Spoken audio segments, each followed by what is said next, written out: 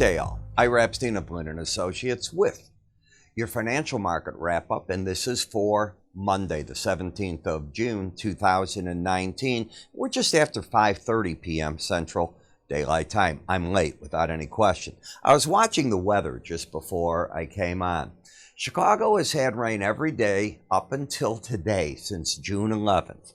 In the area surrounding us for the grains and so on, they've been getting the rain. Our lake pushes it away from Chicago most of the time. It isn't right now. We'll be raining again on Wednesday, and then we're going to rain over the weekend. My point is, when you look at the energy markets, it's also been unusually cool temperatures.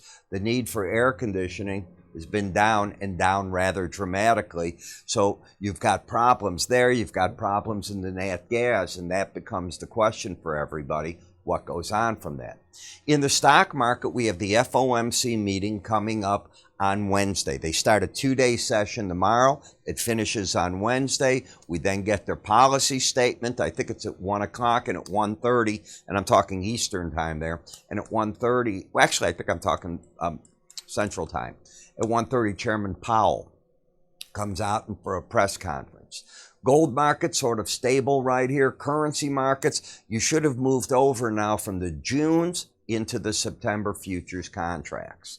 So when we take a look at the S&P, we've come up and we've stalled out in this general area. When I put this on the chart for you last week, I've left it on because, yes, you're over the 62% retracement area, but you're hanging there. As I said back then, this is the high I'm looking at. Take that out, and you got to throw the Fibonacci numbers away.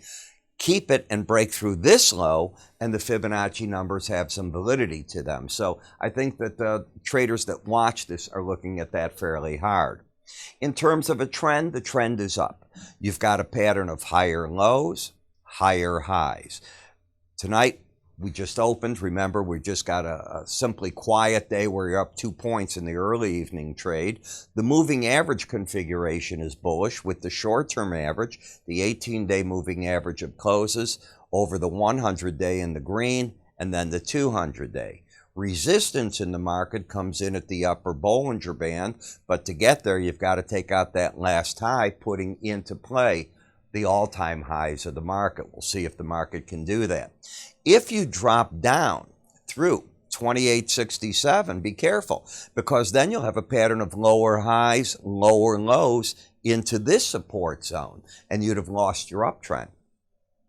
When we come to the slow stochastics, well, tonight you can't count. We got to go to yesterday. And the reason is we don't know where today will finish up. So we go to Monday's close, both numbers over 80, both numbers over 80 on Friday, but not on Thursday. So today's very important, and I'm talking Tuesday's trade, to see if you embed or not. You're not embedded in the NASDAQ. You can see that you're in an overbought condition, similar to the S&P, higher lows, higher highs, resistance here, 7660, but that's pretty far away from the all-time highs. Doesn't mean it's not a bull market. It doesn't mean the market doesn't have some support here. But you're whipping back and forth. Now the 100-day average is back over the 18. It was last over this on Wednesday of last week. Then we started getting the 18 under the 100, and a sign that the market was stalling in terms of the moving averages, and that's where you're at temporarily. In the Dow, I see an embedded reading. I have higher lows, higher highs. This is a stronger market than the others, but like the others, you can't afford to take out last week's low. And if you do, you put the market into a stall in terms of, then you could have lower high and low patterns into these numbers. Again, you've got the 100-day average over the 18. It's not an ideal setup in moving averages. In the Russell, it's a bit different because you've got combination of the Bollinger Band and the 100-day acting as resistance at 1548. The trend is clearly higher lows, higher highs, overbought, but still in an uptrend with a noticeable resistance point. In the VIX, you're in a downtrend, oversold, down to, again, this 100-day average, and now the market is looking to see can it find support there.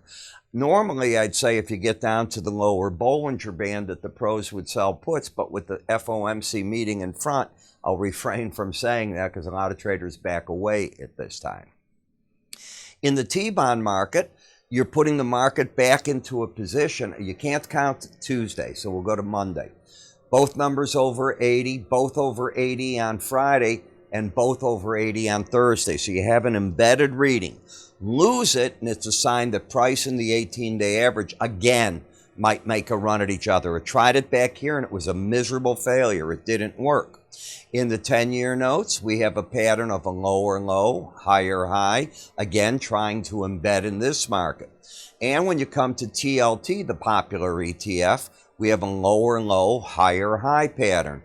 Difficult pattern, overbought, going sideways now for what, a week and a half or so? It's a long time. Then we come over to the September dollar index, which has got a pattern of higher lows, higher highs, bullish. The old high is resistance at 97.69. The 18-day average, sort of a number the market, I wouldn't be surprised, just trades against for a bit here. And it's the flip-flop in the euro. Lower highs, lower lows, with the market fighting a battle here at the 18-day average of closes.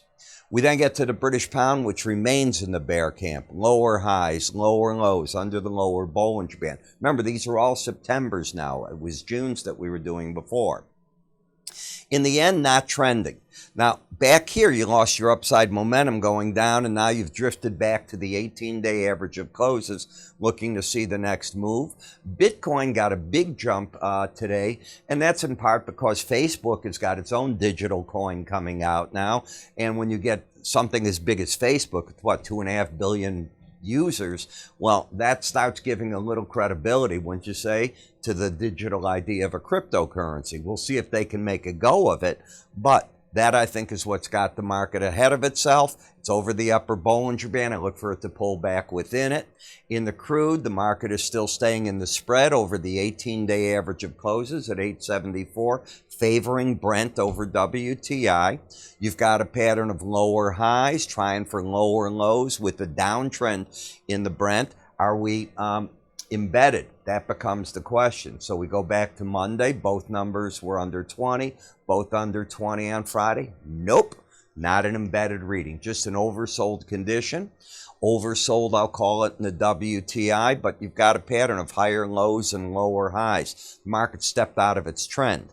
Gasoline, I got snookered me today. I looked at the market and I thought it was going to stay like this. Remember, you lost the embedded reading here on Friday.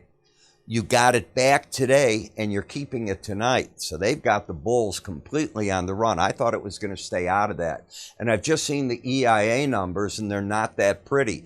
It's not materially different, the estimates for this Wednesday morning on the energy, than it was last week.